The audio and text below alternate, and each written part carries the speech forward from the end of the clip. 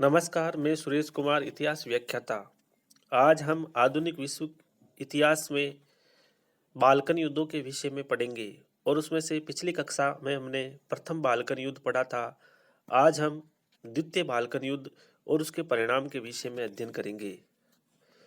द्वितीय बाल्कन युद्ध, लंदन की संधि जो कि पिछली कक्षा में हमने पढ़ी थी, उसकी शर्तों के आधार पर द्वारा बाल्कन समस्या का कोई स्थायी अथवा संतोषजनक समाधान नहीं हो सका। विजयी बाल्कन राज्य संधि द्वारा किए गए बंटवारे से असंतुष्ट थे, अतः बाल्कन राज्यों के बीच तनाव उत्पन्न हो गया। बाल्कन राज्यों में असंतोष का मूल कारण मैसिडोनिया का विभाजन था। मैसिडोनिया में तरह तरह की जातियां निवास करती थी, जिनमें अधिकांश जनसंख्या बुल्गर थी। बल्गेरिया बल्गेरिया सेलोनिका तथा मैसिडोनिया के कुछ अन्य भागों पर अधिकार करना चाहता था। सर्बिया व बल्गेरिया के बीच बिगड़ते संबंधों को देखकर 5 जून 1913 में रूस के जार ने उनमें समझौता कराने का प्रयास किया, किंतु बल्गेरिया ने समझौते के लिए ऐसी शर्तें रखी जिसमें समझौते के प्रयत्न विफल हो गए। इस समय ऑस्ट्रिया बल्गेरिया की महत्वाकांक्षा को प्रोत्साहन दे रहा था, क्योंकि वह चाहता था कि बाल्कन संघ की एकता भंग हो जाए। जब बातचीत द्वारा समस्या हल नहीं हो सकी तो दोनों पक्षों ने शक्ति प्रयोग का निश्चय किया। 29-30 जून 1913 को बल्गेरिया ने मैसिडोनिया में स्थित सर्बिया की सेनाओं पर आक्रमण कर दिया तथा एक दूसरी सेना सेलोनिका में यूनान के विरुद्ध आक्रमण करने भेज दी।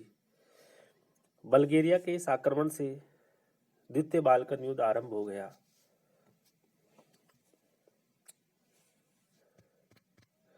यूनान और सर्बिया की संयुक्त सेना ने बल्गेरिया की सेना को अनेक स्थानों पर पराजित किया था। 9 जुलाई को रोमानिया भी बल्गेरिया के विरुद्ध युद्ध में सम्मिलित हो गया। इससे बल्गेरिया की स्थिति गंभीर हो गई। इधर तुर्की ने भी बल्गेरिया से अपनी पराजय का बदला लेने तथा कुछ भूभाग प्राप्त करने के उद्देश्य से 12 जुलाई 1913 को बल्गेरिया के विरुद्ध आक्रमण कर दिया। 20 जुलाई को तुर्की ने एड्रियानोपोल पर अधिकार कर लिया।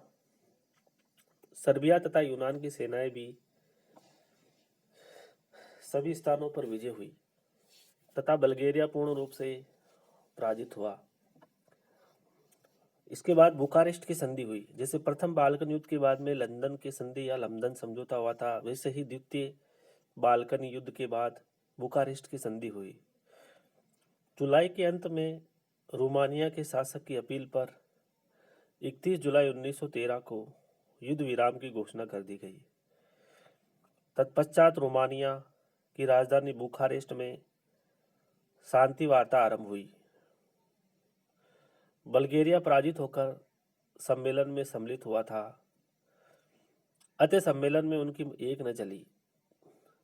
10 अगस्त 1913 को बल्गेरिया ने विजयी राज्यों द्वारा प्रस्तावित संधि पर हस्ताक्षर कर दिए। यह संधि बुखारेस्ट की संधि के नाम से प्रसिद्ध है। इस संधि के अनुसार बल्गेरिया ने रोमानिया को दो भुजा का बहुत बड़ा भाग जिसमें सिलिस्ट्रिया का दुर्ग भी सम्मिलित था, दे दिया। बल्गेरिया ने रोमानिया को दो भुजा का बहुत बड़ा भाग जिसमें सिलिस्ट्रिया का दुर्ग भी सम्मिलित था, दे दिया।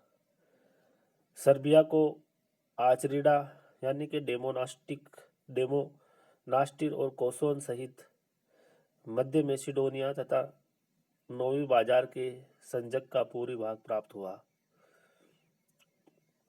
नंबर 3 है यूनान को एपिरस, दक्षिणी मैसिडोनिया, सेलोनिका और कार्ला सहित मेस्टा नदी तक का समुद्र तट प्रदान किया गया।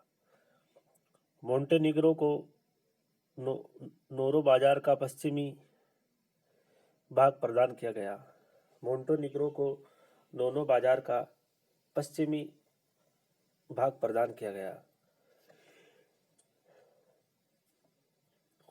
सॉरी मेसिडोनिया का बहुत बड़ा भाग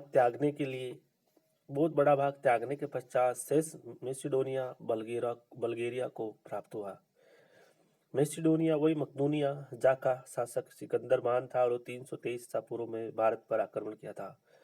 बुखारेस्ट की संधि की सबसे महत्वपूर्ण बात यह थी कि इस संधि को बड़े राज्यों की स्वीकृति के लिए प्रस्तुत नहीं किया गया, जिससे यह प्रमाणित हो गया कि बाल्कन राज्यों पर बड़े राज्यों का प्रभाव अब समाप्त हो गया था।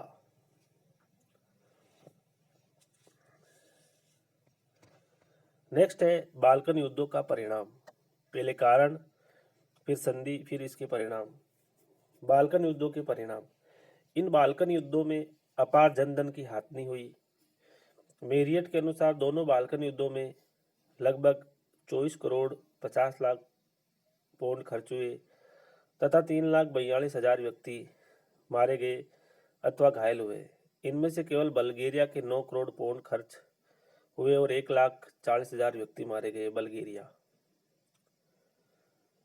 इतना होने पर भी उसे वृहत बल्गेरिया का निर्माण की महत्वाकांक्षा को त्यागना पड़ा तथा लगभग 10 लाख से अधिक बुल्गर जाति के लोगों को विदेशी सत्ता के अधीन जाना पड़ा। बुल्गर जाति बुल्गेरिया। बाल्कन युद्धों का सबसे महत्वपूर्ण परिणाम यह हुआ कि यूरोप में तुर्की का साम्राज्य नष्ट हो गया।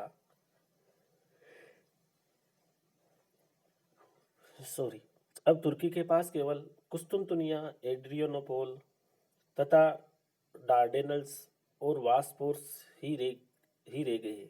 बाल्कन युद्धों के फलस्वरूप यूनान, सर्बिया, रोमानिया और मोंटीनेग्रो के राज्यों का बहुत अधिक विस्तार हो गया। फिर भी बाल्कन राज्य संतुष्ट नहीं हो सके। रोमानिया ने केवल द्वितीय बाल्कन युद्ध में भाग लिया था तथा उसको बलिदान के अनुपात में काफी बड़ा भूभाग प्राप्त हो गया था, किंतु उसे इस बात से संतोष था कि वे बेसरेनिया, ट्रांसलावनिया और बुकोविना के रोमानियत क्षेत्र अभी भी विदेशी सत्ता के अधीन थे। बाल्कन युद्धों के बाद वर्त रोमानिया की कल्पना करने लगा। बाल्कन युद्धों से पूर्व बल्गेरिया रूस को अपना नेता मानता आ रहा था, किंतु द्वितीय बाल्कन युद्ध में रूस ने बल्गेरिया के विरुद्ध सर्बिया की मदद की। फलते बल्गेरिया रूस से दूर हट गया और सर्बिया के कट्टर शत्रु ऑस्ट्रिया से मित्रता का इच्छुक बन गया। रूस और सर्बिया अधिक निकट आने लगे। बाल्कन युद्धों के बाद तुर्की ने भी अनुभव किया कि जर्मनी को छोड़कर यूरोप का कोई भी राष्ट्र उनकी रक्षा करने के लिए तैयार नहीं था। इसीलिए तुर्की अब जर्मनी पर पूर्ण रूप से आश्रित हो गया तथा प्रथम विश्व युद्ध में वे जर्मनी का सहयोगी रहा।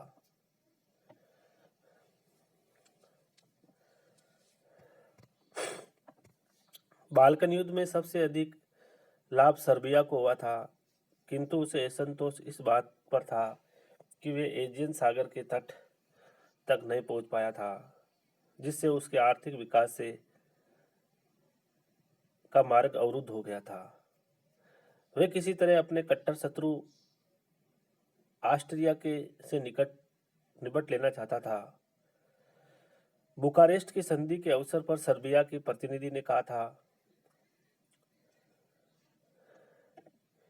एक बाजी तो हम जीत गए हैं, अब दूसरी बाजी की तैयारी करनी है और वे ऑस्ट्रिया के साथ होगी। सर्बिया के प्रतिनिधि के ये शब्द स्पष्ट रूप से ऑस्ट्रिया के लिए चेतावनी थे। सर्बिया की पीठ पर रूस का वरदस्त उसे थपथपी दे रहा था। बुखारेस्ट की संधि द्वारा सर्बिया की शक्ति में वृद्धि हो गई थी, जिससे ऑस्ट्रिया विशेष रूप से चिंतित था। सर्बिया के वर्त सर्बिया आंदोलन के कारण ऑस्ट्रिया की आंतरिक एवं बाह्य कठिनाइयां बढ़ती जा रही थी। ऑस्ट्रिया का प्रधानमंत्री कोनराड प्रारंभ से ही सर्बिया पर आक्रमण करने की मांग कर रहा था। उसका विश्वास था कि यदि सर्बिया की बढ़ती हुई शक्ति को तुरंत समाप्त नहीं किया गया तो आगे चलकर ऑस्ट्रिया को गंभीर स्थिति का सामना करना पड़ सकता है। बाल्कन युद्धों के फलस्वरूप ऑस्ट्रिया के साथ साथ जर्मनी भी सर्बिया का विरोधी बन गया था। दूसरी ओर रूस व ऑस्ट्रिया के बीच भी संघर्ष की संभावना बढ़ गई, क्योंकि सर्बिया के पीछे शक्ति रूस की ही थी तथा रूस में रोमानिया से भी महत्वपूर्ण संबंध स्थापित करने का प्रयत्न किया, जिससे ऑस्ट्रिया जर्मनी दोनों प्रसन्न हो गए। इस प्रकार बाल्कन युद्धों में शामिल होने वाले किसी राष्ट्र को, चाहे वे विजयी रहा हो अथवा पराजित हुआ हो, ये विश्वास नहीं था कि उसके क्षेत्रीय निर्णय स्थायी होंगे। वे सभी एक नए युद्ध की आशा करते थे तथा 1913 में की गई संधि को रद्दी का टुकड़ा समझते थे। वस्तुतः न केवल बाल्कन क्षेत्र में वरन यूरोपियन राजनीति के विस्तृत क्षेत्र में व्याकुलता व्याप्त थी। इतिहासकार फे ने लिखा है कि बाल्कन युद्धों का परिणाम यह हुआ कि यूरोप के सभी राज्यों ने शस्त्र शास्त्रों में वृद्धि करना प्रारंभ कर दिया, जिसका यूरोप की शांति पर प्रतिकूल प्रभाव पड़ा। शस्त्रीकरण की होड़ से ट्रिपल अलायंस एवं ट्रिपल आतांत अत्यधिक शक्तिशाली और संगठित हो गए तथा उनसे संघर्ष अनिवार्य हो गया।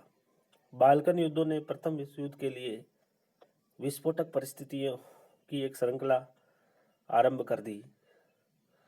तरुण तुर्की आंदोलन से लेकर बुखारेस्ट की संधि तक की राजनीतिक हलचलें ये प्रमाणित करती है कि 1914 में जो विश्व युद्ध आरंभ हुआ उसकी पृष्ठभूमि बाल्कन युद्धों ने तैयार कर दी थी। इस प्रकार हमने जो कि प्रथम विश्व युद्ध 1914 से 1918 तक चला कि ऐतिहासिक पृष्ठभूमि बाल्कन युद्ध 1911-12 और 12-13 के विषय में विस्तार से हमने अध्ययन किया, जो कि एग्जाम की दृष्टि से महत्वपूर्ण है। धन्यवाद।